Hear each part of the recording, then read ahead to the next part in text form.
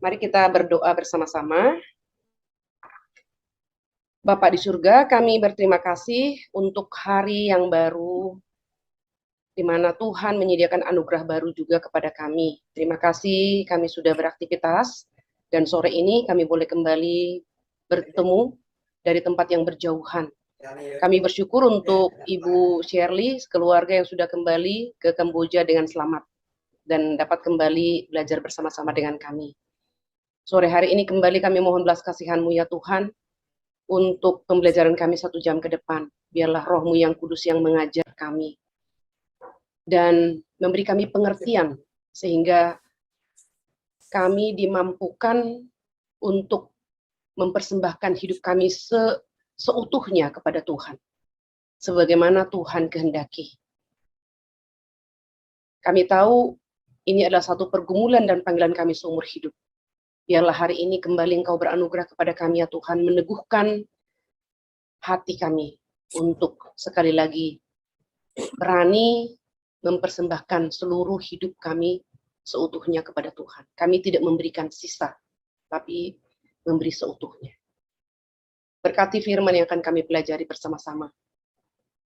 Biarlah berkat rohani yang Kau sediakan bagi kami melalui firman ini menjadi milik kami sampai kepada kekekalan. Dengarlah doa kami dalam nama Tuhan kami Yesus Kristus, Tuhan dan Juru Selamat kami yang hidup, kami berdoa dan bersyukur. Amin. Ya, kita akan membaca dari Roma pasal yang ke-12. Kita sudah sampai di pasal yang ke-12 ya. Ini pasal 12 sampai pasal 16 itu adalah bagian daripada mengaplikasikan doktrin atau firman dalam kehidupan sehari-hari. Kita akan membaca Roma pasal 12 ayat 1 sampai ayat yang ke-8. Saya akan membacakan, Bapak Ibu mengikuti dari rumah masing-masing, persembahan yang benar.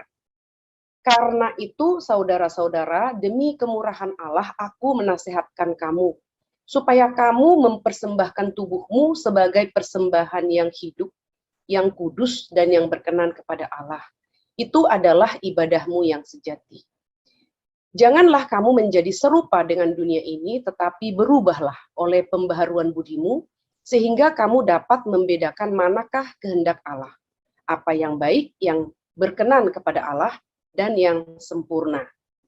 Berdasarkan kasih karunia yang dianugerahkan kepadaku, aku berkata kepada setiap orang di antara kamu, janganlah kamu memikirkan hal-hal yang lebih tinggi daripada yang patut kamu pikirkan, tetapi hendaklah kamu berpikir begitu rupa sehingga kamu menguasai diri menurut ukuran iman yang dikaruniakan Allah kepada kamu masing-masing.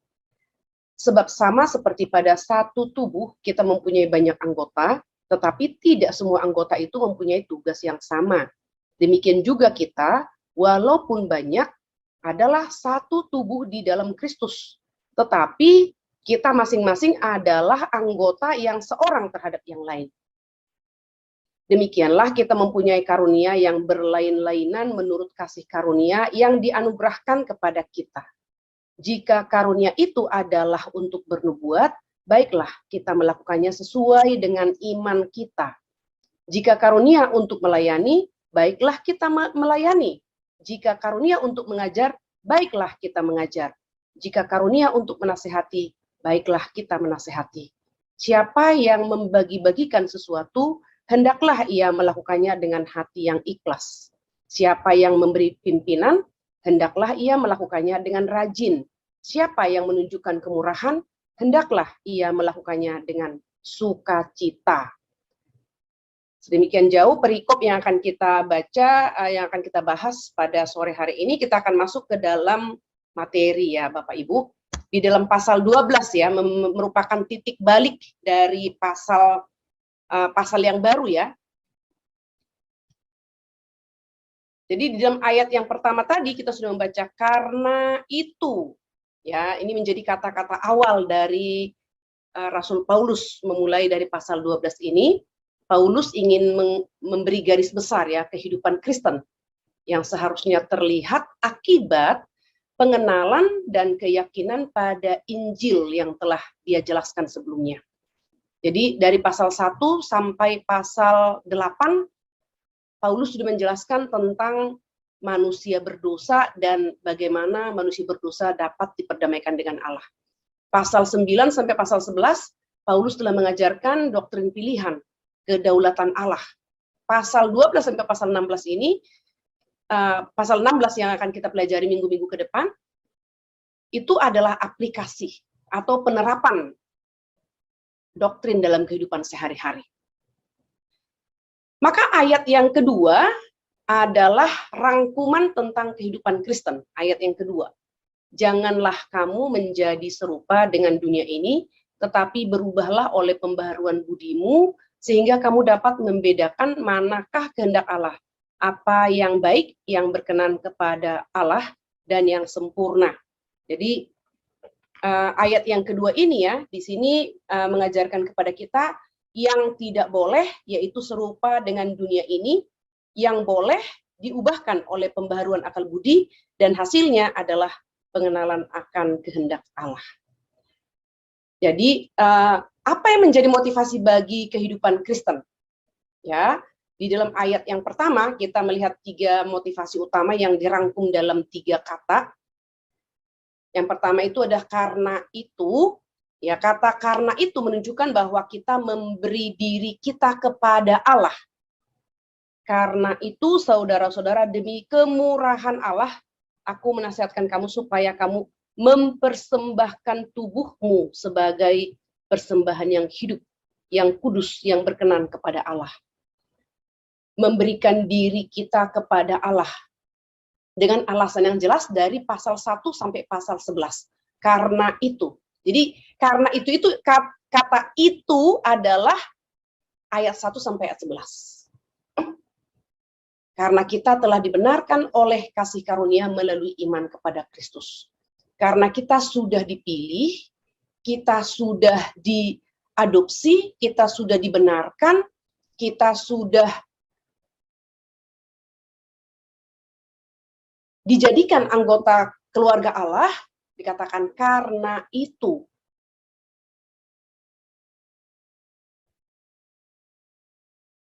Persembahkanlah tubuhmu. Nah, ini penting sekali Bapak Ibu, kita ambil waktu berpikir sejenak. Setelah Tuhan mengadopsi kita. Orang berdosa itu adalah seperti anak terlantar. Karena orang berdosa di dalam kerajaan kegelapan, iblis itu tidak berperilaku seperti orang tua yang memelihara kita, yang memelihara manusia berdosa ya. Yang ada adalah diperbudak. Jadi manusia berdosa itu sebenarnya kondisinya adalah terlantar, seperti anak yatim piatu. Sampai pada waktunya anugerah Tuhan tiba kepada kita, kita diadopsi. Sehingga kita memiliki keluarga. Dan di dalam keluarga kerajaan Allah, kita diajarkan kasih. Saling mengasihi satu yang lain. Dan sebagai ucapan syukur kita kepada orang tua kita, ya Allah yang telah mengadopsi kita, maka di sini dikatakan hiduplah bagi Dia, persembahkanlah demi kemurahan Allah ya yang telah mengadopsi kita. Aku menasihatkan kamu supaya kamu mempersembahkan tubuhmu. Demi kemurahan Allah, ayat kedua ya, demi kemurahan Allah. Intinya adalah mengatakan hal yang sama. Singkatnya, satu-satunya motivasi yang memuaskan bagi kehidupan Kristen adalah rasa syukur atas kasih karunia. Ini adalah cara mengingat siapa Allah. Allah yang penuh dengan belas kasihan, Allah yang mengasihi kita tanpa syarat, dan tidak ada syarat itu pada diri kita. Allah yang mengasihi kita, di mana syarat itu ada pada diri Allah sendiri. Siapakah Allah? Demi kemurahan Allah. Ini adalah cara kita mengingat siapa Allah. Nah, ini dorongan Rasul Paulus, demi kemurahan Allah, aku menasihatkan kamu, persembahkanlah tubuhmu. Sebelumnya kan kita sudah membahas ya, Paulus juga sudah di dalam pasal-pasal sebelumnya, ketika kita di dalam dosa, kita menyerahkan anggota tubuh kita menjadi alat di tangan iblis untuk melakukan dosa. Tetapi setelah kita dibenarkan, diadopsi, Paulus mengatakan sekarang jangan lagi engkau serahkan tubuhmu menjadi alat atau instrumen di tangan iblis untuk melakukan kejahatan. tetapi untuk menjadi instrumen di tangan Tuhan melakukan kebenaran. Mari kita sekali lagi mengambil waktu, seluruh tubuh kita ini boleh kita serahkan kepada Tuhan untuk menjadi instrumen melakukan kebenaran. Tadi saya mengajar di kelas 5 ya, kami berbicara tentang penebusan. Jadi orang yang sudah ditebus itu adalah orang yang sudah mengenakan jubah kebenaran. Kalau kita sudah mengenakan jubah kebenaran, maka kita tidak benar lagi kalau bermain-main di kubangan dosa. Sekiranya jubah itu ada tulisan kebenaran begitu ya, tapi kemudian ditemukan bahwa kita bermain-main di dalam kubangan dosa. Orang pun akan mengatakan itu salah tempat. Kalau orang sudah mengenakan jubah kebenaran, harusnya dia ada di dalam, harusnya dia menunjukkan kehidupan yang bermartabat, kehidupan yang menunjukkan apa yang dikenakan itu begitu ya. Kebenaran itu harusnya dia hidup dalam kebenaran. Tidak cocok lagi orang yang mengenakan jubah kebenaran bermain-main di dalam kubangan dosa. Nah, ini secara khusus penting melihat ya argumentasi Paulus yang luar biasa dan tidak terbantahkan dalam Roma pasal yang ke-8. Ya, Roma pasal yang ke-8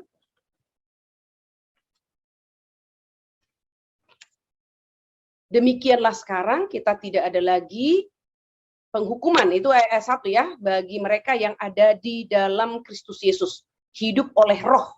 Ya, bahwa orang Kristen tidak bisa kehilangan keselamatan mereka atau tempat mereka dalam kasih Allah. Itu kan luar biasa ya, ayat 8 pasal 8 ayat 1. Demikianlah sekarang tidak ada penghukuman bagi mereka yang ada di dalam Kristus. Penghukuman kekal itu tidak ada lagi. Kita sudah belajar ini, tidak ada satu alasan yang bisa ditemukan oleh Allah pada diri umat pilihan yang sudah mengenakan jubah kebenaran itu untuk dihukum karena dosa kita. Karena jubah kebenaran Kristus telah menudungi kita, telah menutupi kita, sehingga tidak ada satu dosa yang bisa dilihat oleh Allah pada diri kita untuk menjadi alasan Allah menghukum kita. Pasal 8 ayat 1 itu ayat yang sangat powerful. Tidak ada lagi penghakiman, penghukuman. Nah, jika orang Kristen bisa kehilangan keselamatan, maka motivasi utama untuk taat adalah rasa takut. Kita sudah pernah belajar dari katekismus ya, bahwa kekristenan itu ada yang memikirkan atau ya sistem keselamatannya itu adalah Tuhan memilih, ya, mereka percaya Tuhan memilih dalam kekekalan, tetapi dasar pemilihan Allah adalah pre-knowledge, yaitu pengetahuan Allah, di mana Allah sudah tahu siapa yang akan taat pada Allah. Jadi syarat itu ada pada orang yang dipilih. Karena Allah melihat nanti di dalam hidupnya, dia akan taat. Dia akan percaya. Jadi Allah memilih dia karena syarat ada pada orang itu. Tapi Reform mengajarkan, syarat pemilihan Allah bagi umat pilihan tidak ada pada orang yang dipilih, tapi pada Allah. Karena semua orang sudah jatuh ke dalam dosa. Dan ada banyak ya catatan bagaimana kehidupan manusia berdosa. Musa menuliskan di dalam Kejadian pasal 6 ayat yang ke-5, kecenderungan hati manusia jahat semata-mata. Lalu di dalam zaman Nuh ya, Tuhan mengatakan kejahatan mereka telah sampai kepadaku. Sampai Allah berkata, aku menyesal telah menciptakan mereka. Lalu Yesaya mengatakan kejahatan manusia itu yang bisa dilakukan manusia di luar Tuhan ya, di mata Tuhan itu adalah seperti kain gombal. Nah, jadi di sini kita melihat bersama-sama konsep atau sistem keselamatan yang salah jika jika sistem keselamatan itu menganggap keselamatan itu syaratnya ada pada manusia, maka selanjutnya mereka mengatakan keselamatan bisa hilang. Karena manusia itu bisa jatuh bangun. Ketika manusia itu jatuh, keselamatannya hilang. Ketika dia mengaku dosa, bertobat, keselamatannya dapat lagi. Jadi keluar masuk begitu ya. Keluar masuk ke dalam keselamatan. Atau dapat dan hilang keselamatan itu. Nah, Dikatakan di sini oleh Timothy Keller, kalau keselamatan bisa hilang, dikatakan, maka motivasi utama untuk taat adalah rasa takut. Kenapa? Karena keselamatan bisa hilang. Jadi rasa takut itulah yang membuat seseorang itu menjadi taat. Saya bisa kepikir, Bapak Ibu, anak sekolah taat kepada peraturan karena takut dihukum. Satu kali ketika dia sulit menguasai diri, misalnya akan tiba kepada masa putus asa, ya. Mungkin dia akan sungguh-sungguh memberontak, bahkan sudah bisa menerima sekiranya jadi dikeluarkan, biarkan saja saya dikeluarkan, rusak sekalian begitu. Jadi akan ada masa di mana manusia itu putus asa karena memang tidak bisa memperbaiki diri sendiri. Jadi rasa takut itu sampai kepada putus asa begitu, ya. Sudah tadinya motivasinya takut, ya, rasa takut, lalu berusaha hidup benar, tapi ternyata di dalam dosa kan kita tidak bisa, ya. Bahkan setelah kita di dalam Tuhan, setelah mengalami redemption pun, tubuh kita ini yang sudah dibalut dengan jubah kebenaran, kan kita sudah belajar, ya, Paulus mengatakan ada hukum dosa nih di dalam tubuh saya. Saya tahu apa yang benar, tapi ketika aku ingin melakukan yang benar itu, yang aku temukan adalah aku melakukan yang bertentangan, yaitu yang tidak benar. Nah, itu orang yang sudah ditebus, di mana kita sudah diberikan kuasa. Dengan jubah kebenaran itu, kita diberikan kuasa untuk memilih. Agustinus berkata, kondisi manusia di dalam redemption dapat berdosa, dapat tidak berdosa. Jadi jubah kebenaran itu seperti kuasa. Kamu bisa memilih mau berdosa atau tidak berdosa. Mau taat atau tidak taat. Tapi kondisi manusia sebelum redemption, di dalam fall, Agustinus berkata, manusia itu tidak bisa tidak berdosa. Dengan kata lain, hanya bisa berdosa. Jadi sekarang coba kita pikirkan, ya, bagaimana orang yang belum di dalam Tuhan, lalu tidak sungguh-sungguh di dalam Tuhan begitu, ya, memikirkan sistem keselamatannya salah, takut, hidupnya dipenuhi dengan rasa takut, lalu berusaha, berarti kan kekuatan diri kan, ya, berusaha untuk hidup benar.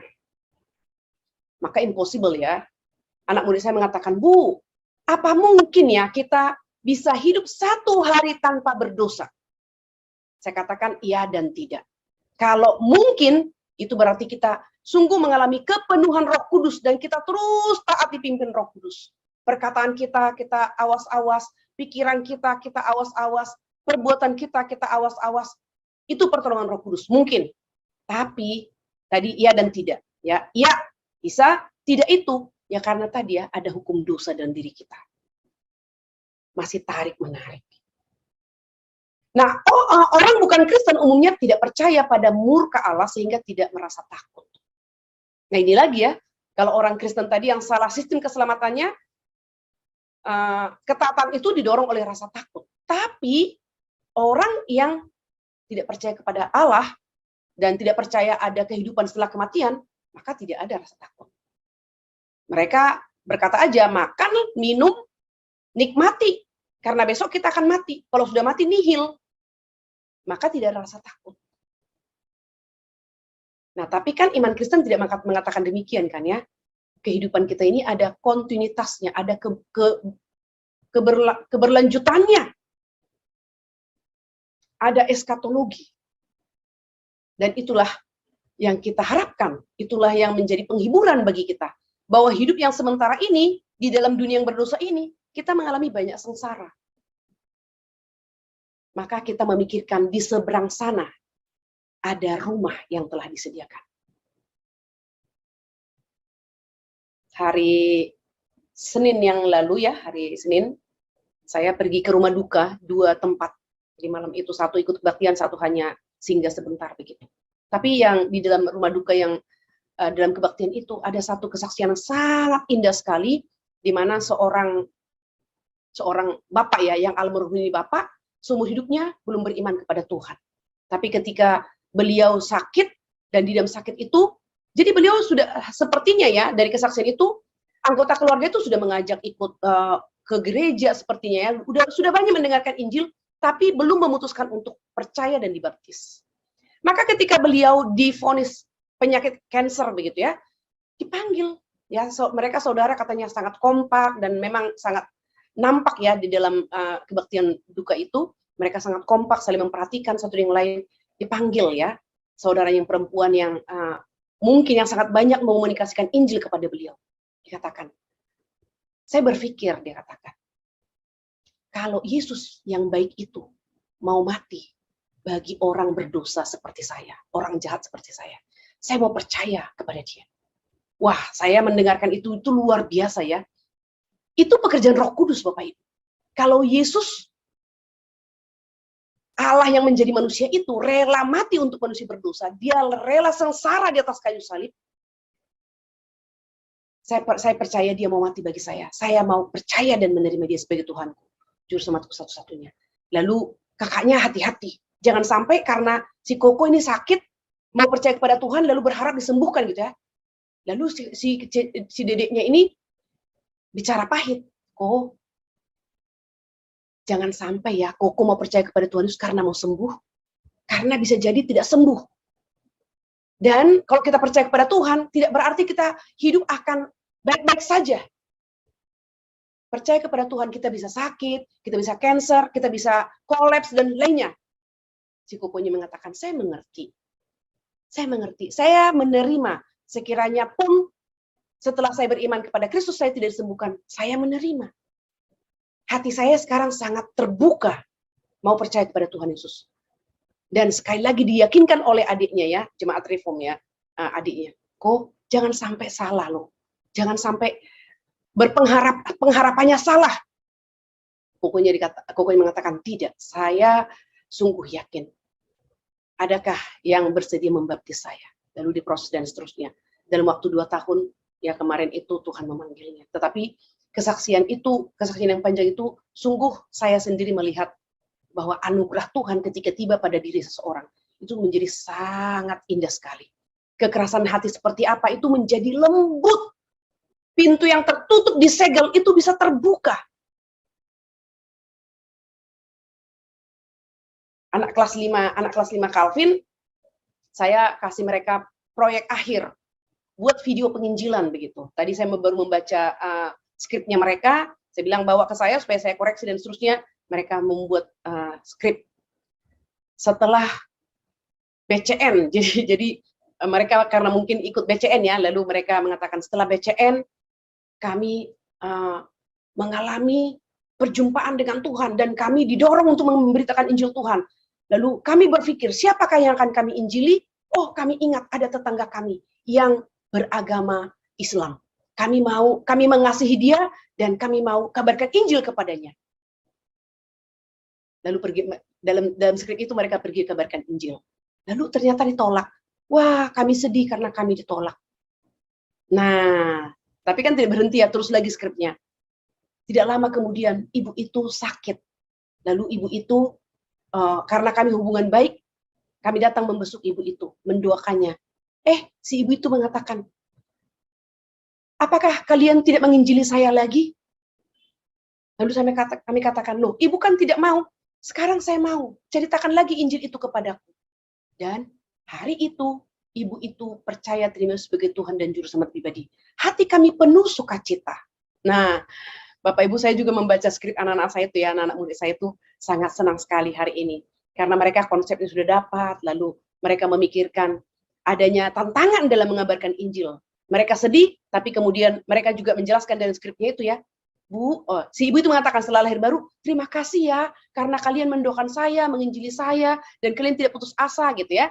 Lalu mereka bilang apa? Ya Bu, yang kami ini hanya anak kecil, yang didorong Tuhan, yang mengubah hati ibu, melembutkan hati ibu adalah Roh Kudus, begitu. Jadi mereka sudah mengerti konsepnya bahwa mereka hanya alat.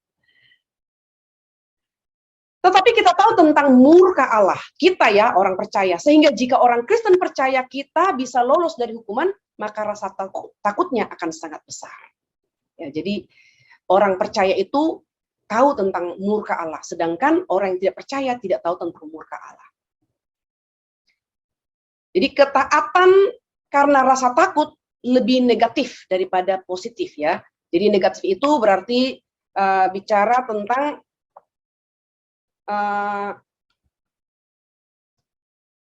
di sini si negatif itu berarti rasa hukuman ya, takut hukuman. Jadi maksudnya di sini adalah negatif adalah takut terhadap hukuman, sedangkan yang positif ini adalah bersyukur karena kasih karunia.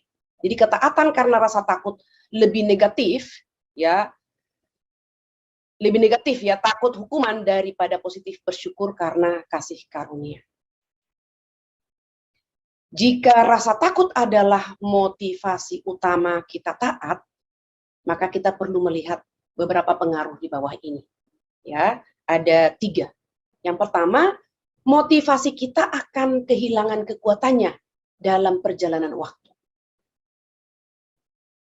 Jadi hal ini juga kita bisa perhatikan pada diri anak-anak kita, Bapak Ibu. Anak-anak kita di rumah, anak-anak murid kita. Seperti saya yang rutin di sekolah ya, saya bisa melihat anak-anak yang takut ketangkap basah misalnya. Jadi kami mengajak bicara misalnya, jangan takut, jangan lebih takut kepada papa mama di rumah, ketangkap basah misalnya, main gadget, melihat pornografi, atau melakukan kesalahan-kesalahan yang lain begitu. Jangan lebih takut kepada guru, ketangkap basah, melakukan sesuatu yang tidak benar. Tapi ketika guru tidak ada, orang tua tidak ada, rasa takut itu harus ada padamu, yaitu kamu ingat Tuhan yang sudah mati di atas kayu salib, dan kamu mau bersyukur kepada Tuhan yang sudah mati di atas kayu salib, itu yang mendorong kamu untuk tidak melakukan hal-hal yang menyimpang. Jadi rasa syukur ya, rasa syukur yang harus mendorong kita untuk hidup benar, jangan rasa takut. Kalau rasa takut ya adalah motivasi utama, nomor 1 ini nih. Motivasi kita akan kehilangan kekuatannya dalam perjalanan waktu. Ya, rasa takut sebagai emosi sangat menyerap tenaga.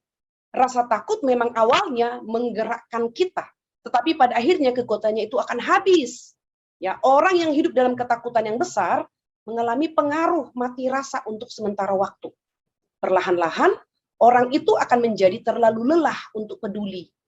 Tidak peduli dengan apa yang terjadi. Jadi agama yang didasarkan pada rasa takut seringkali cenderung untuk berumur pendek. Jadi tidak lama, karena apa? Bubar, ya kan? Contohnya saja misalnya, saudara kita yang karismatik ya, ketika mereka hanya mendengar teologi kemakmuran, lama-lama mereka bosan. Ada lumayan banyak ya yang saya konseling, saudara kita dari karismatik masuk ke reform. Mereka sendiri mengaku, Bapak Ibu, ini bukan karangan kita atau asumsi kita, tapi mereka yang berkata, sudah lama kami Bu, suami istri, anak-anak membicarakan, kenapa ya firman Tuhan di sini uang lagi, sukses lagi, Apa iya realita hidup hanya sukses, tidak ada kegagalan? Lalu bagaimana kalau kita sakit? Lalu bagaimana kalau kita gagal? Apakah kita tidak diberkati Tuhan? Apakah kita tidak disertai Tuhan? Jadi sudah terbesit dalam pemikiran mereka. Sampai pada akhirnya tentu ya anugerah Tuhan ya, orang menjadi reform itu adalah anugerah Tuhan. Sampai pada akhirnya mereka melalui Reform 21, melalui Zoom, melalui live streaming waktu sebelum pandemi, banyak orang mengenal Reform itu melalui siaran TV, Reform 21. Tetapi setelah pandemi, ada banyak yang menemukan Reform itu melalui YouTube, melalui live streaming ya, karena mungkin ada saling share ya, channel untuk live streaming, ibadah, pembinaan, mingguan, ya pemutaran khotbah-khotbah begitu ya. Lalu mereka, setelah mereka mendengar, waduh, ini dia, my dream come true. Ini mimpi saya. Mendengarkan firman Tuhan yang menghardik saya, mendengarkan firman Tuhan yang mengkoreksi saya, mendengarkan firman Tuhan yang memperbaiki saya. Lalu mereka terus mendengar sampai pada akhirnya sampai bisa bertemu dengan saya konseling, itu karena mereka sudah memutuskan untuk ikut katekisasi. Maka ada jadwal ya, bertemu dengan hamba Tuhan untuk dikonseling. Lalu mereka bercerita. Dan sering sekali, bukan sering, selalu saja saya bertanya di dalam konseling peserta katekisasi. Sebelum ke reform, bagaimana kerohanian Bapak Ibu atau saudara? Yang kedua, bagaimana Bapak Ibu mengenal reform? Yang ketiga, mengapa memutuskan masuk menjadi anggota reform?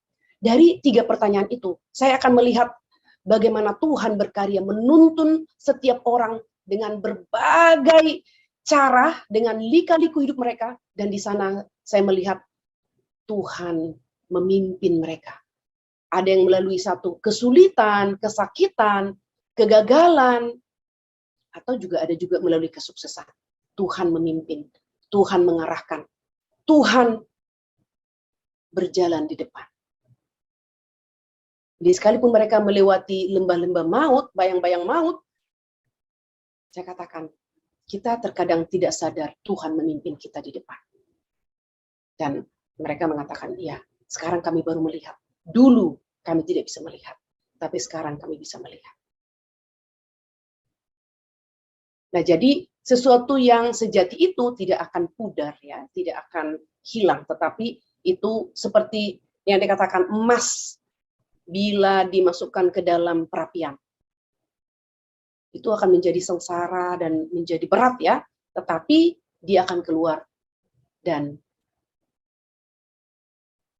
akan murni, begitu ya. Emas dibakar akan semakin murni. Yang kedua, ketaatan karena rasa takut sangat bermasalah dalam hal pertobatan. Ya. Ketaatan karena rasa takut sangat bermasalah dalam hal pertobatan. Saat kita dimotivasi oleh rasa takut, kita percaya bahwa di suatu tempat nanti akan ada batas, ya, batas. Jika kita berdosa terlalu banyak, kita akan melewati batas itu dan Allah akan menghukum kita. Nah, ini kan logika kita kan. Tetapi kita tidak tahu di mana batasan itu. Hasilnya adalah pertobatan bukan hal yang manis, tetapi menjadi sangat pahit. Barangkali ini juga yang banyak ditangkap dan dimengerti oleh orang Kristen yang belum mengerti pengajaran yang benar ya. Yang mengatakan kekristenan itu berat loh. Karena tidak boleh ini, tidak boleh itu gitu ya. Dan akhirnya menjalani hidupnya dengan penuh rasa takut. Berarti ada sesuatu yang salah nih. Pengetahuannya belum sampai kepada pengetahuan yang sejati. Bahwa kehidupan yang kita jalani di dalam kekristenan yang sejati itu, kita melakukan segala sesuatu, dorongannya adalah rasa syukur, bukan rasa takut.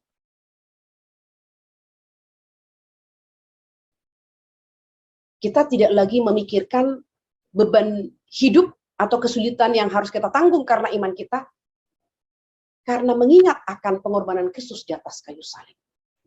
Tidak bisa kita bandingkan dengan penderitaan kita karena mengikut Tuhan. Ya, jadi hasilnya adalah pertobatan itu ya bukan hal yang manis tapi menjadi pahit ya. Kita tidak punya rasa aman untuk mengakui dosa kita karena takut pembalasan dari Allah. Jadi kita memiliki banyak alasan untuk menyalahkan. Jadi kita pun bisa mengintrospeksi diri Bapak Ibu. Jangan-jangan kita juga kadang menjalani kehidupan, motivasi kita untuk melayani, motivasi untuk taat, motivasi untuk hidup benar adalah rasa takut, bukan rasa syukur. Karena mengingat siapa Allah. Yaitu Allah yang telah mengasihi kita, yang telah mengaruniakan anaknya yang tunggal, Tuhan Yesus mati di atas kayu salib, dan memberikan jubah kebenarannya kepada kita, mengambil jubah dosa kita dan mengenakannya, sehingga dia diremukkan di atas kayu salib. Dan yang ketiga, ketaatan karena rasa takut akan selalu membuat kita sulit menghadapi penderitaan dan kesulitan.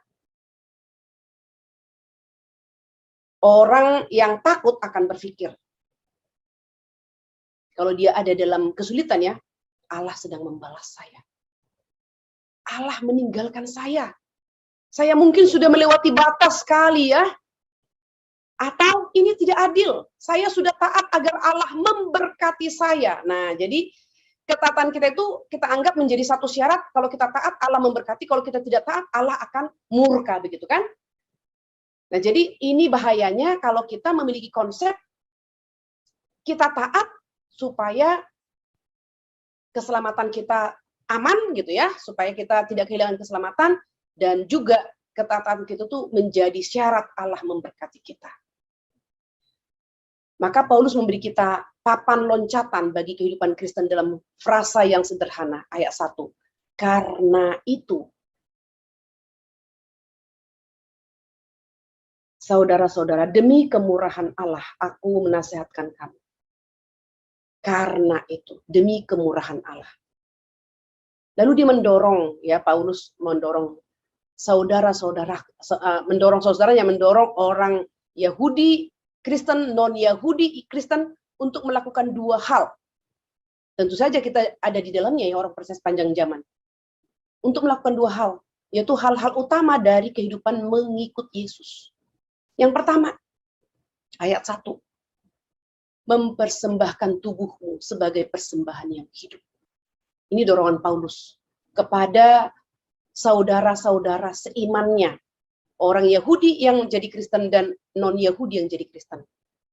Ini dikaitkan dengan bait Allah ya. Karena itu persembahkanlah tubuhmu sebagai persembahan yang hidup. Kudus berkenan kepada Allah. Itu adalah ibadahmu yang sejati. Jadi Paulus mengaitkan ini dengan bait Allah ya, karena tubuh kita ini adalah bait Allah.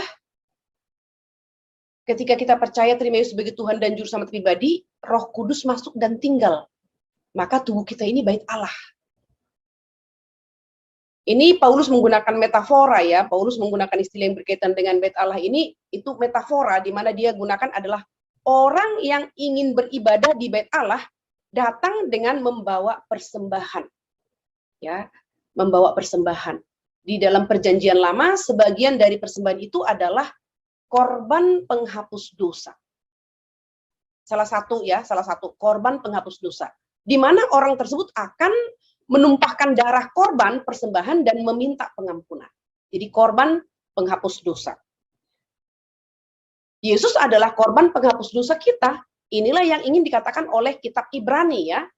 Yesus mengorbankan dirinya satu kali untuk selamanya, kemudian dia duduk di sebelah kanan Allah Bapa untuk selama-lamanya. Maka persembahan yang Paulus maksudkan bukan korban persembahan penghapus dosa. Ketika Paulus mengatakan mempersembahkan tubuh. Jadi bisa kita kaitkan ya, sebagai persembahan yang hidup. Jadi persembahan yang dimaksudkan Paulus di sini adalah bukan persembahan penghapus dosa. Persembahan jenis kedua ada ya, kalau tadi ada persembahan penghapus dosa, persembahan yang kedua adalah korban bakar-bakaran, yaitu binatang yang bernilai dari kawanan hewan kita. Ya, hewan haruslah tidak bercacat ya, semua korban itu tidak bercacat. Mengapa? Hewan seperti itu mahal ya, hewan yang tidak bercacat itu mahal. Nah, jadi dengan hewan yang tidak bercacat yang mahal itu menunjukkan semua yang kita miliki adalah milik Allah. Maka kita memberikan yang terbaik kepada Allah. Kita tidak memberi sisa kepada Allah. Korban bakaran selalu dibakar sampai habis dan mewakili pengabdian dan kesetiaan penuh kepada Allah. Jadi totalitas. Sama seperti korban bakaran yang dibakar sampai habis. Tidak tersisa. Semua dipersembahkan kepada Tuhan. Nah, untuk menjadi persembahan yang hidup, sama dengan menjadi milik Allah sepenuhnya. Persembahkanlah tubuhmu sebagai persembahan yang hidup. Persembahan yang hidup. Di dalam perjanjian lama adalah persembahan korban yang mati. Tapi dalam perjanjian baru, setelah korban Kristus, sebagai anak domba Allah yang telah disembelih satu kali untuk selamanya, korban yang menutup seluruh sistem pengorbanan, maka orang yang percaya kepada Tuhan Yesus tidak lagi memberikan korban penghapus dosa, tetapi hidup kita menjadi korban persembahan yang hidup. Bukan lagi korban persembahan yang mati. Mempersembahkan hidup. Mempersembahkan hidup berarti menjadi milik Allah sepenuhnya. Sama seperti korban di dalam perjanjian lama. Korban bakar-bakaran, semua habis dibakar. Menunjukkan semua milik Tuhan. Jadi ketika Paulus memberikan dorongan, persembahkanlah tubuhmu sebagai persembahan yang hidup. Persembahan yang hidup sama dengan menjadi milik Allah sepenuhnya. Mari kita pikirkan sejenak. Kita yang sudah dipilih, kita yang sudah dimunculkan imannya, kita sudah lahir baru, dan hidup terus di dalam pimpinan Roh Kudus. Sudahkah kita menjalani hidup, mempersembahkan hidup, yaitu menyatakan hidup kita ini adalah milik Allah sepenuhnya. Artinya secara aktif, kalau kita sadar dan rela mempersembahkan hidup kita sebagai persembahan yang hidup, dengan pengertian bahwa hidup kita ini adalah milik Allah sepenuhnya, berarti secara aktif kita rela taat kepada Allah dalam segala sesuatu yang Allah katakan di setiap bidang kehidupan kita. Artinya tidak ada satu inci dalam hidup kita di mana Tuhan tidak bertahta. Jadi seluruh hidup kita ini adalah milik Allah. Maka mari kita menjaganya untuk kemuliaan Allah. Mari kita olahraga, mari kita makan asupan makanan yang sehat, mari kita menjaga memori kita juga ya. Hari Senin yang lalu kami bertemu dengan Ibu Shirley ya, lalu juga Oma Opa, KTB, kelompok KTB, orang tua kita yang sudah usia indah, dikatakan, oh si Oma itu, wah brilian sekali menghafal ayat hafalan. Wah, saya senang mendengarnya. Dan saya mengatakan, untuk memperlambat atau sama sekali tidak sampai kepada penyakit orang tua ya, menjadi lupa, pikun begitu ya, aktif membaca dan menghafal itu mengurangi. Ada om saya sampai usia 96 tahun. Beliau pintar bahasa Belanda, maka dari pemerintahan, administrasi negara ya, selalu menitipkan berkas-berkas berbahasa Belanda untuk diterjemahkan. Dan beliau terus aktif menerjemahkan dokumen-dokumen berbahasa Belanda ke bahasa Indonesia. Sampai tua, sampai meninggal tidak pikun. Dan pikirannya terus tajam. Begitu. Karena apa? Ya karena terus aktif ya, dipakai terus menerjemahkan dokumen-dokumen berbahasa Belanda ke dalam bahasa Indonesia. Nah, dan arti secara pasif, ya rela berterima kasih kepada Allah atas segala hal yang Dia berikan kepada kita di setiap bidang kehidupan kita. Ya tadi aktif berarti rela taat kepada Allah untuk melakukan segala sesuatu yang Allah katakan di segala bidang. Rela secara pasif berarti rela berterima kasih kepada Allah atas segala hal yang Allah berikan kepada kita di setiap bidang kehidupan kita. Jadi salah satu cara lain Paulus menjelaskan tentang keseluruhan atau totalitas adalah dengan mendorong para pembacanya untuk mempersembahkan tubuh mereka. Tubuh. Jadi orang Kristen itu melihat tubuh kita ini adalah utuh. Orang Kristen tidak melihat tubuh kita ini dualis, yaitu tubuh dan roh begitu ya. Tapi utuh. Berarti mempersembahkan seluruh. Begitu. Nah, hal ini bisa mengagetkan pembaca Yunani Romawi ya pada waktu itu.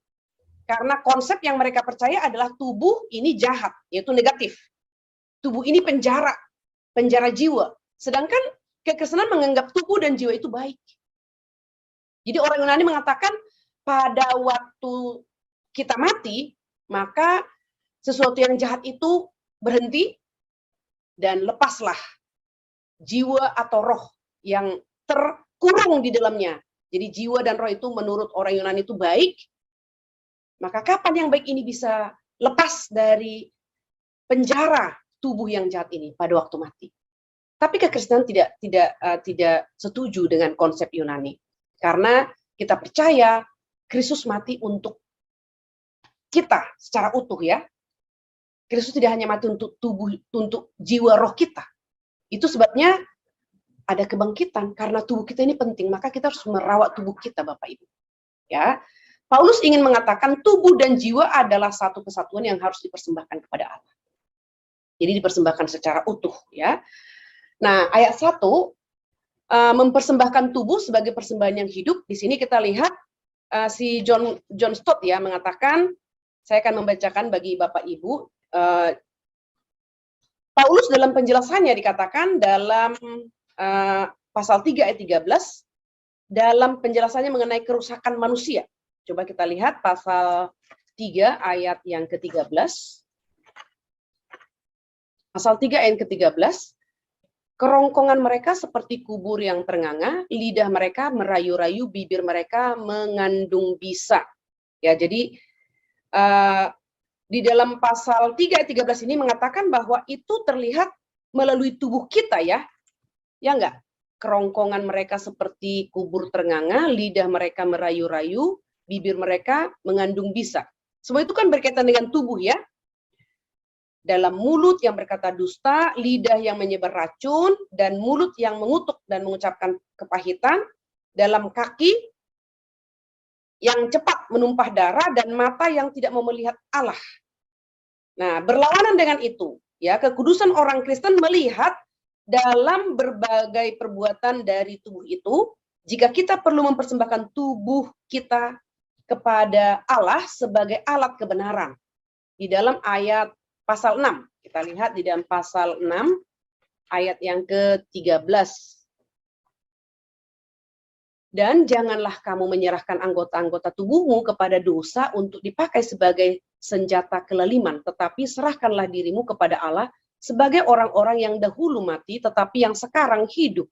Dan serahkanlah anggota-anggota tubuhmu kepada Allah untuk menjadi senjata-senjata kebenaran.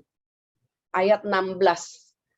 Apakah kamu tidak tahu bahwa apabila kamu menyerahkan dirimu kepada seseorang sebagai hamba untuk menaatinya, kamu adalah hamba orang itu yang harus kamu taati, baik dalam dosa yang memimpin kepada kematian maupun dalam ketaatan yang memimpin kamu kepada kebenaran. Ayat yang ke-19. Aku mengatakan hal ini secara manusia karena kelemahan kamu. Sebab sama seperti kamu telah menyerahkan anggota-anggota tubuhmu menjadi hamba kecemaran dan kedurhakaan yang membawa kamu kepada kedurhakaan. Demikianlah hal kamu sekarang harus menyerahkan anggota-anggota tubuhmu menjadi hamba kebenaran yang membawa kamu kepada pengudusan.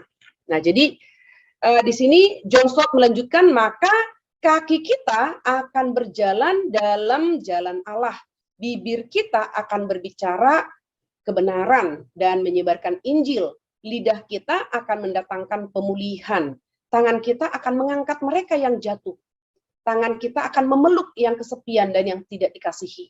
Telinga kita akan mengatur, akan mendengar seruan orang yang susah.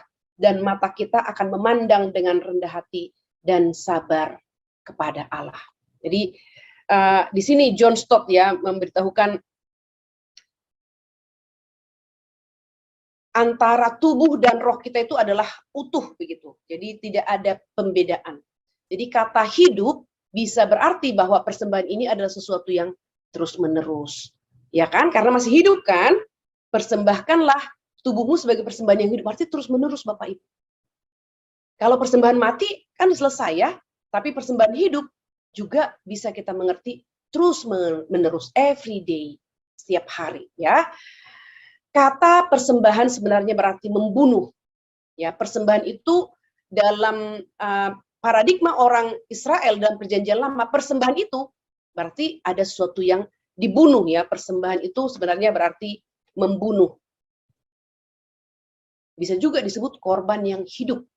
Ya, artinya kita harus terus-menerus memperbarui sikap kita untuk sepenuhnya taat kepada Allah. Jadi korban hidup berarti kita mematikan dosa-dosa kita. Memperbaharui sikap kita, mengubah karakter kita. Sekali lagi Bapak Ibu, waktu kita dilahir barukan, anugerah Tuhan 100%. Tapi ketika kita masuk pada proses of sanctification, anugerah Tuhan 100%, usaha kita 100%. Jadi kita pun dituntut oleh Tuhan untuk mematikan dosa-dosa kita. Paulus mengatakan, kenakanlah hidup baru, matikanlah hidup lama. Tanggalkan hidup lama, kenakan hidup baru. Jadi di situ kita dituntut aktif, tidak pasif. Waktu kita dilahir barukan kita pasif. Allah, Roh Kudus ya, aktif, kita pasif. Tapi setelah kita lahir, analogi tepatnya itu seperti anak bayi. Waktu dia lahir, mama aktif melahirkan dia. Tapi setelah dia lahir, dia juga harus aktif untuk dia bisa bertumbuh dengan sehat. Aktif minum susu, aktif bergerak, dan sesuai dengan usianya bertambah, juga aktif akan harus makan, dan seterusnya. Ini yang dimaksudkan Tuhan Yesus sangkal diri, pikul salib setiap hari. Menjadi korban yang hidup. Memperbaharui sikap kita. Saya juga membahas 9 buah roh kepada anak-anak murid saya. Saya mengatakan kepada mereka, setiap hari mari kita memikirkan tentang buah roh. Ketika kita marah, kita ingat, apakah marah itu buah roh? Mereka berkata, tidak. Benar, itu bukan buah roh. Berarti marah harus kita matikan. Apakah melawan orang tua itu buah roh? Tidak. Betul. Berarti melawan orang tua itu harus kita hentikan. Tidak boleh dipelihara. Apakah malas itu buah roh?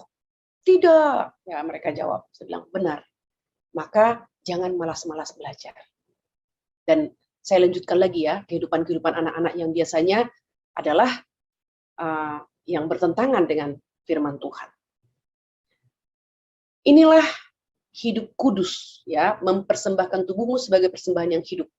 Hidup kudus, ya. Kudus berarti murni sepenuhnya dan dipisahkan. Kados, dipisahkan untuk Allah. Kehidupan Kristen adalah setiap hari menyerahkan hidup dan tubuh kita kepada ketaatan kepada Allah. Dimotivasi oleh kasih Allah yang diberikan kepada kita saat kita berdiri di bawah salib dan melihat anaknya mati demi kita. Setiap hari menyerahkan hidup tubuh kita kepada ketaatan kepada Allah. Dengan motivasi kasih Allah yang diberikan kepada kita melalui iman kepada Kristus, dengan senantiasa memandang kepada Kristus yang tersalib. Kudus, ya, persembahan yang kudus kepada Allah. Persembahkan tubuhmu sebagai persembahan yang kudus, yang berkenan kepada Allah. Berkenan kepada Allah. Menggambarkan kualitas hidup yang seharusnya kita kejar. Hidup yang berkenan kepada Allah. Hidup yang kudus. Berkenan kepada Allah menggambarkan hasilnya. Jadi kalau kita hidup kudus, hasilnya adalah berkenan di hadapan Allah. Hidup yang diperkenan oleh Allah. Injil mengubah tujuan hidup kita secara radikal. Radik, ya. Itu bicara tentang akar. Bukan perubahan superficial. Perubahan di permukaan, tapi perubahan dari dalam keluar. Bukan perubahan dari luar, atau perubahan di luar saja. Jadi kita tidak lagi berharap dan berusaha menyenangkan orang lain atau diri sendiri, tetapi kita akan menyenangkan Bapa di surga. Di dalam 1 Tesalonika 2:4 dikatakan kita bukan untuk menyukakan manusia, melainkan untuk menyukakan Allah yang menguji hati kita. Kita tidak menyukakan manusia, melainkan menyukakan Allah. Injil memotivasi dan juga membebaskan kita untuk menjalani hidup yang menyenangkan pencipta kita. Sekali lagi Bapak Ibu, Injil di dalam salah satu skrip, ya, skrip video proyek anak-anak murid saya, di situ saya melihat bagaimana imajinasi anak-anak murid saya itu luar biasa. Jadi mereka mengatakan, juga ini bicara tentang BCN ya, jadi mereka bertobat di BCN, lalu mereka juga dari BCN mereka didorong untuk kabarkan Injil, lalu mereka ternyata bukan hanya mengabarkan Injil saja setelah BCN, lalu berapa tahun kemudian dikatakannya, berapa tahun kemudian si A, si B menjadi hamba Tuhan, menjadi vikaris, menjadi penginjil, dan orang-orang yang pernah mereka injili waktu mereka masih kecil, tiba-tiba hadir dalam ibadah KKR yang mereka pimpin.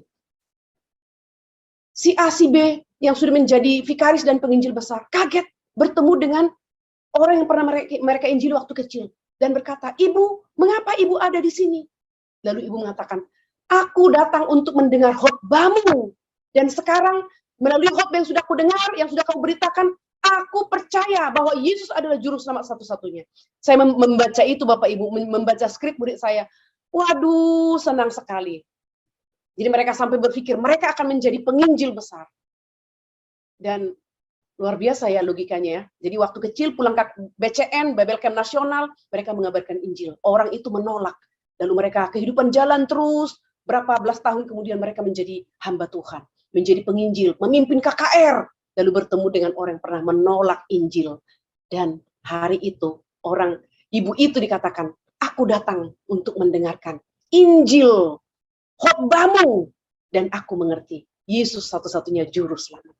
Wah, saya luar biasa bersuka cita membaca skrip-skrip anak-anak saya. Nah, dalam Injil kita menemukan bahwa percaya kepada Kristus mendatangkan penerimaan Allah yang sepenuhnya. Ya kan? Tanpa iman kepada Kristus tidak ada yang berkenan di hadapan Allah. Tanpa iman. Jadi hanya jika kita unity with Christ, dipersatukan dengan Kristus melalui iman oleh Roh Kudus, maka kita akan diperkenan oleh Allah.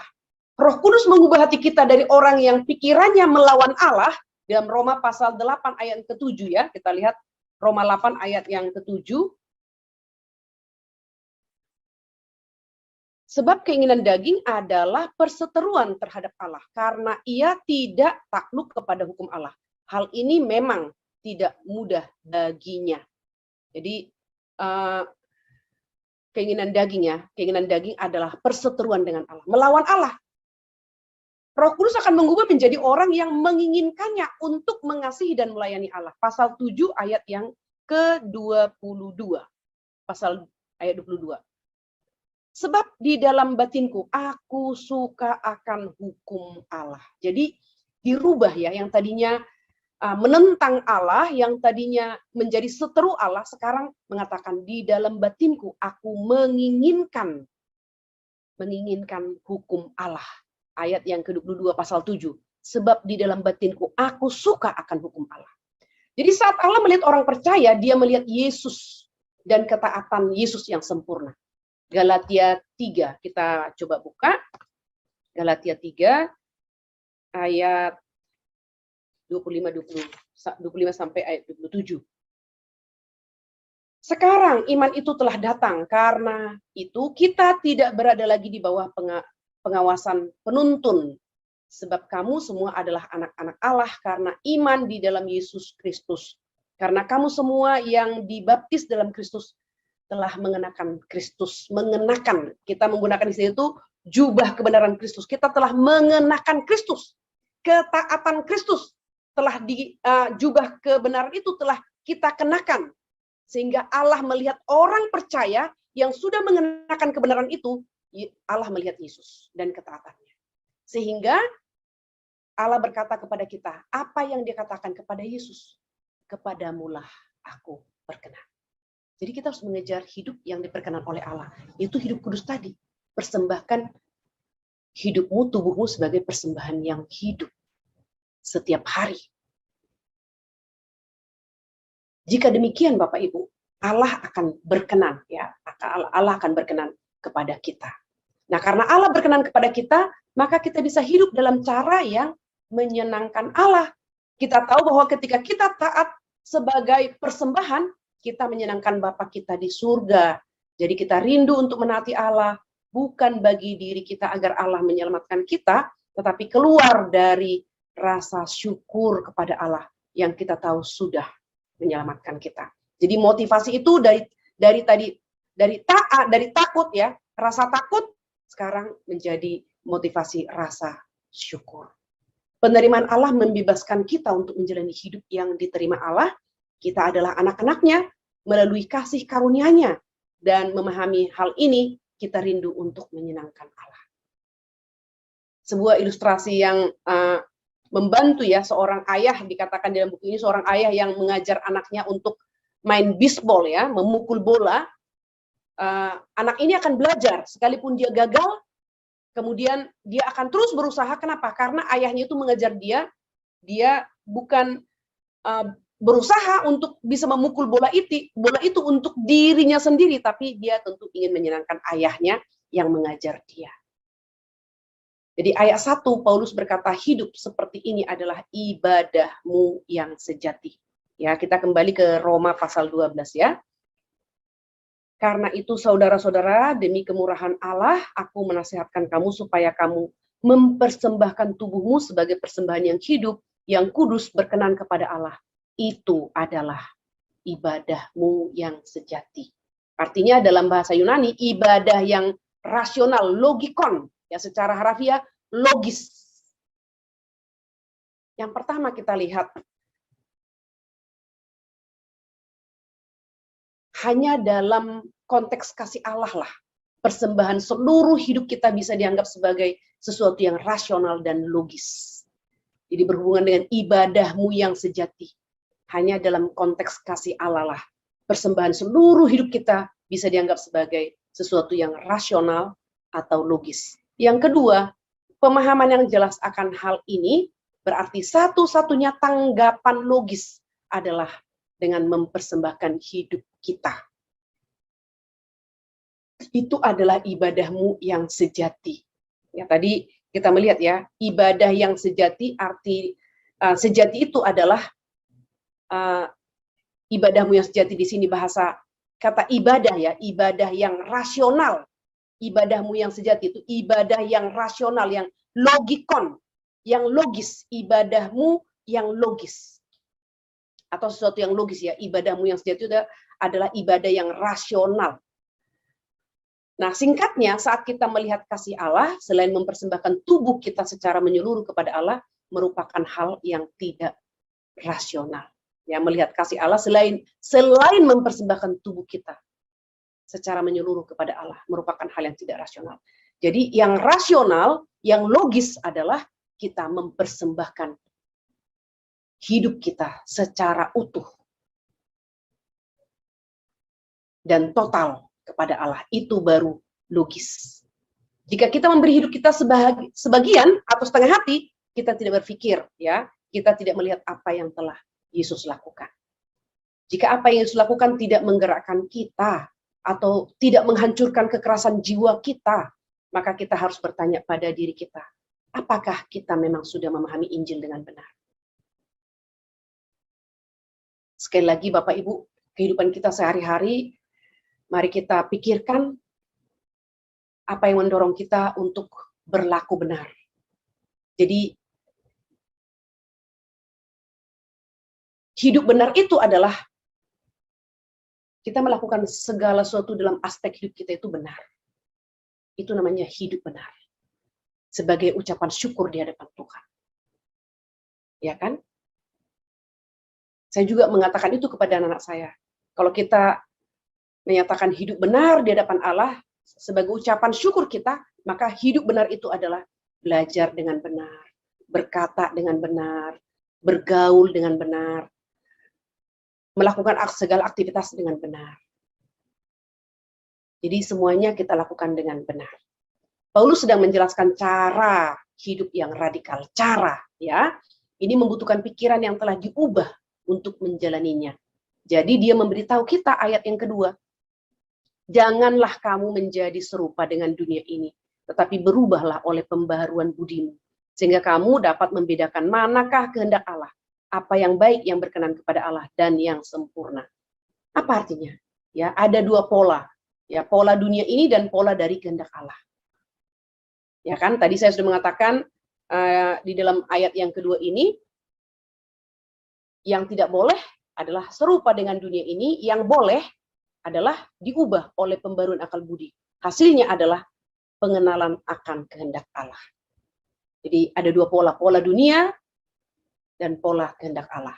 Paulus memberitahu kita untuk mengenali dan menolak pola pikir, perasaan, dan perilaku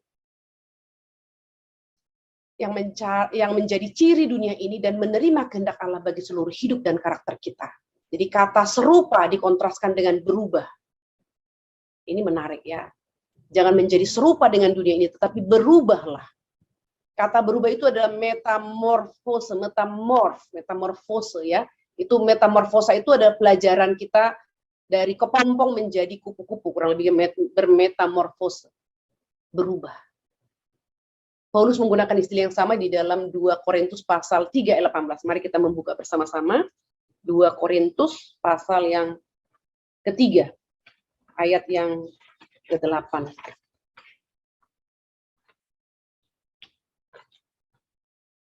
Betapa lebih besarnya lagi kemuliaan yang menyertai pelayanan roh. 2 Korintus 3, ayat 18 ya. Ayat 18. Dan kita semua mencerminkan kemuliaan Tuhan dengan muka yang tidak terselubung. Dan karena kemuliaan itu datangnya dari Tuhan yang adalah roh, maka kita diubah menjadi serupa dengan gambarnya. Namun dalam kemuliaan yang semakin besar, diubah menjadi serupa dengan gambarnya. Ya, ini jelas merujuk pada perubahan di dalam ya, bukan semata-mata keserupaan di luar. Ayat yang kedua, perubahan di dalam harus ada karena kehendak Allah harus kita uji. Jadi butuh hikmat dan kebaikan untuk menemukan kebajikan dan kebaikan yang lebih lagi.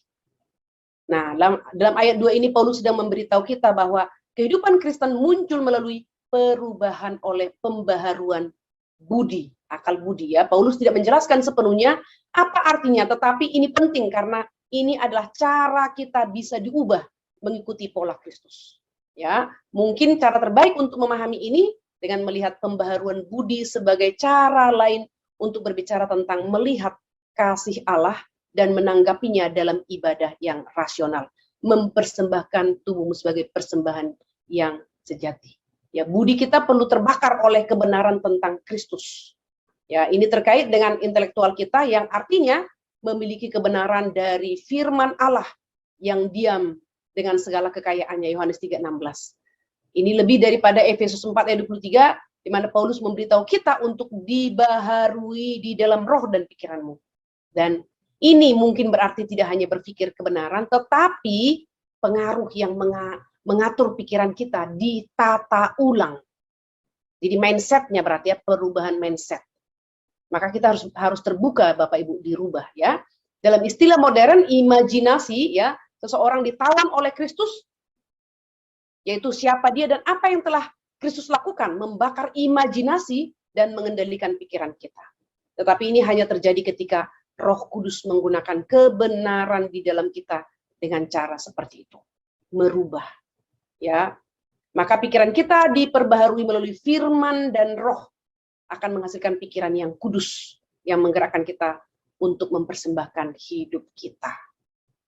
Ayat 1 dan 2 ini menunjukkan kepada kita cara mengatasi kemandekan rohani atau ketidaktaatan yang terus berlanjut.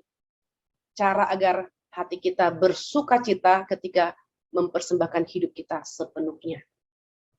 Kita akan melihat yang pertama, melihat kemurahan Allah yang banyak. Tentu langsung bisa kita lihat Kristus yang tersalib, kemurahan Allah yang banyak. Yang kedua, mengingatkan diri kita bahwa satu-satunya tanggapan rasional terhadap Kristus yang memberi dirinya sepenuhnya kepada kita adalah dengan memberi diri kita sepenuhnya kepada Allah. Tadi kita sudah membahasnya. Yang ketiga, ingat bahwa pikiran kita perlu diperbaharui. Kita tidak boleh serupa dengan dunia ini, tetapi diubah dari dalam. Kita harus memiliki waktu yang rutin untuk merenungkan apa kehendak Allah bagi kita dalam berbagai situasi yang Dia izinkan kita alami, tindakan apa yang Dia inginkan kita lakukan, dan bagaimana Dia bisa mengubah kita. Nah, untuk refleksi, agar kita lebih dalam lagi memikirkan topik pada hari ini, mari kita menjawab ya dengan jujur 3 pertanyaan berikut. Yang pertama, bagaimana kita terus-menerus melihat kemurahan Allah sepanjang minggu ke depan? Yang kedua, apakah kita pernah taat kepada Allah karena rasa takut? Apa yang berubah jika kita menaati Allah karena rasa syukur dan keinginan untuk menyenangkan Dia? Yang ketiga, apa saja hal-hal di mana kita masih terus saja tidak taat kepada Allah? Bagaimana kita menerapkan 3 sarana mengatasi kemandekan yang telah dijabarkan di bagian sebelumnya ya, yang sudah kita bahas tadi. Amin. Mari kita berdoa bersama-sama. Bapa di surga, kami sungguh bersyukur, berterima kasih untuk Roma pasal 12 ayat 1 dan 2 yang sudah kami bahas. Kami sungguh bersyukur ya Tuhan, karena firman-Mu mendorong kami, mengingatkan kami untuk melihat siapa kami dan siapa Tuhan. Kami adalah manusia berdosa yang sudah dipisahkan untuk hidup bagi Tuhan. Dan Tuhan sudah memberikan jubah kebenaran kepada kami, sudah memberikan iman, dan Tuhan menuntut kami untuk juga hidup benar. Demikianlah Paulus memberikan dorongan kepada semua orang percaya sepanjang zaman, agar mempersembahkan tubuh sebagai persembahan yang hidup, kudus, dan berkenan kepada Allah sebagai ibadah yang sejati. Dan juga bagaimana kami memulainya dengan perubahan dari dalam keluar. Itu perubahan yang sejati, yang dikerjakan oleh Roh Kudus. Kami sungguh bersyukur ya Tuhan, dan kami memberi diri kami, ubahlah kami dari hari ke hari, semakin serupa dengan Kristus. Di dalam seluruh mindset kami. Supaya kami memandang dunia ini dari perspektif tahta Allah. Dari perspektif iman Kristen, sehingga kami dapat merespon dengan tepat terhadap setiap permasalahan dan peristiwa. Terima kasih Tuhan untuk kebenaran ini, meteraikanlah di hati kami, dan biarlah Roh Kudus terus mengingatkan kami. Kami akan mengakhiri pembelajaran sore hari ini, dan melanjutkan aktivitas masing-masing. Kami mohon, besertalah dengan kami. Dengarlah doa kami dalam nama Tuhan kami Yesus Kristus, Tuhan dan Juru Selamat kami yang hidup, kami berdoa dan bersyukur. Amin. Sampai di sini Bapak Ibu.